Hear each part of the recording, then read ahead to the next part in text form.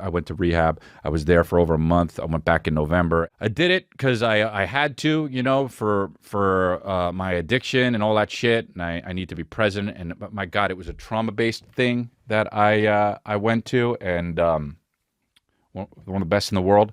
And holy fucking shit, man! Really,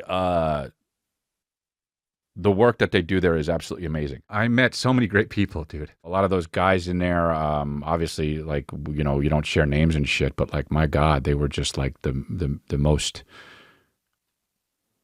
to make lifelong friends at 42 and already know about it, like a weekend, just like, these are my people. It's hilarious too. Like, cause like when you're an addict, you're also yourself. Do you know what I'm talking about? You're also yourself.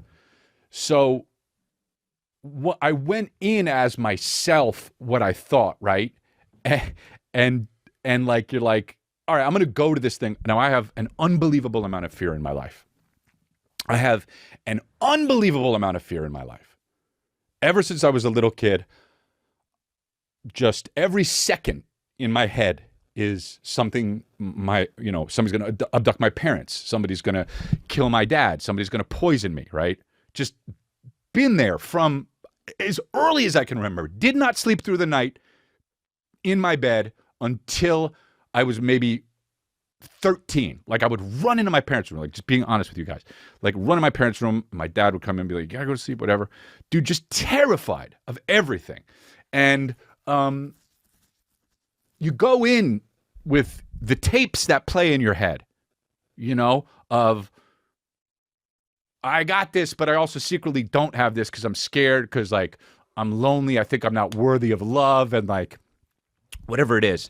And I think I'm not important. Do I matter? The negative core beliefs that you have of yourself.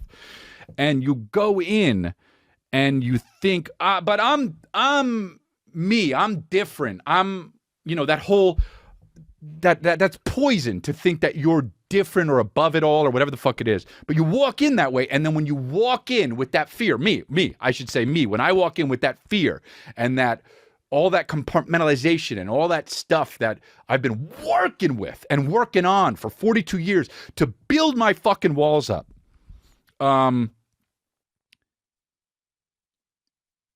You just walk in and you see the other dudes who they you know what they look like? People. They're just people. They're people that you might see, where? Somewhere on the way somewhere, or maybe at the place, right? Or on the news somewhere talking about some fucking, parade that I'm really happy about that guy is there. And some people look cool. Some people look not cool. Some people look fashionable, not fashionable. Some people look sad. Some people are joking around. And you walk in and you just go, I had this thought where I walked in and I was just like, oh, I'm like this. Right? You walk in with all that baggage, and then you see everyone else.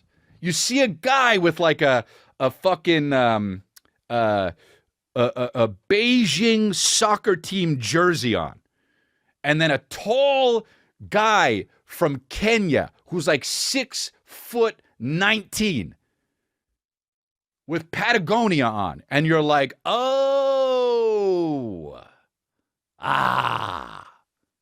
I'm like this, though. And those were my motherfucking people, dude. I didn't want to, well, I don't know if I didn't want to talk about it, but it just went on. It's what's happening in my life, and it's so important to me, And I love those guys, and the therapy there, dude, was, I mean, it was like the therapists take their heart out, put it on the front of their boots, and kick you in the fucking teeth for hours a day. That's what it's like. They take their heart, they take their blood, they take their tears from whatever they've been working with. Because a lot of them were addicts too, or are addicts.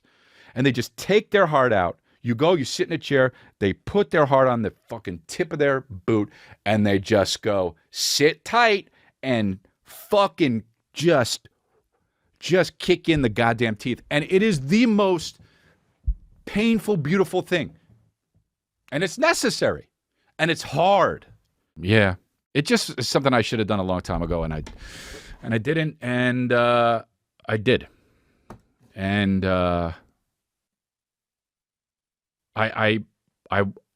can't express enough that if you are an addict or whatever it is, even if you think you got it, you know what I'm talking about? Even if you think I got this, or even if you've had it, it's so hard to make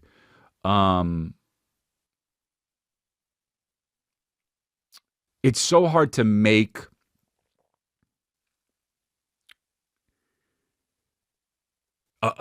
it a priority, mental health. And doing it, moving life, to do it, for me, it was too important, man. Like, I know I come on here, I'm this funny guy, but like I get these fucking,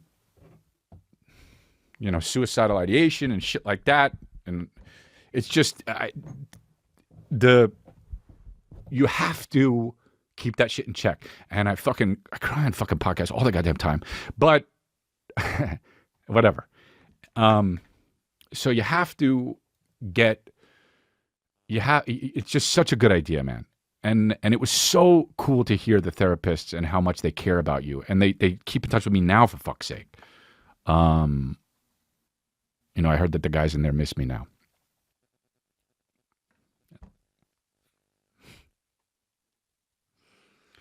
So. Crazy.